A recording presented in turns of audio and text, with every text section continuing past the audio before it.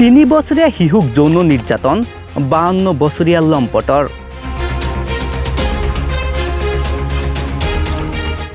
নাজিৰা মহকুমাৰ মেকিপুৰ চাহ বাগিচাত 3 বছৰীয়া কন্যা শিশুক যৌন নিৰ্যাতন চলাই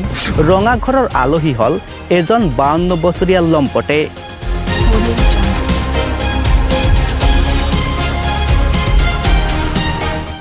ঘটনা অনুসৰি কালি মেকিপুৰ চাহ বাগিচাৰ খাপৰা লাইনৰ হৰিলোহাৰ নামৰ ব্যক্তিজনে ঘৰত কোনো নথকাৰ সুযোগ লৈ 3 বছৰীয়া এটি কন্যা শিশুক যৌন নিৰ্যাতন চলায়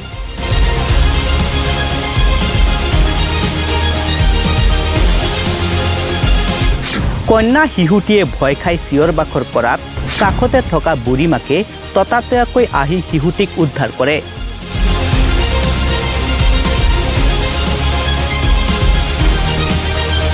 সন্ধিয়া ঘটনাৰ খবৰ বিয়পি পৰাৰ লগে লগে লম্পট হৰিলোহাৰক স্থানীয় ৰাইজে ধৰি মাৰপিট কৰাৰ লগতে আৰক্ষীক খবৰ দিয়ে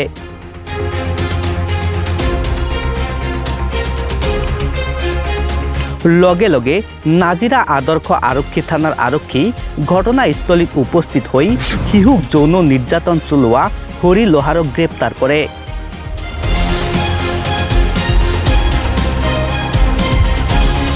ঘটনা সন্দৰ্ভত আজি নাজিৰা আদৰ্শ আৰক্ষী থানাত এটা গোচৰ ৰুজু কৰি নাজিৰা মহকুমা ন্যায়িক দণ্ডাধীশ আদালতত হাজিৰ কৰাই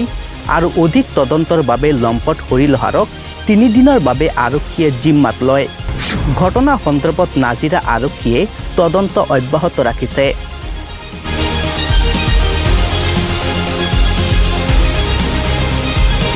নিউজ ডেস্ক আসাম এক্সপেন্সিভ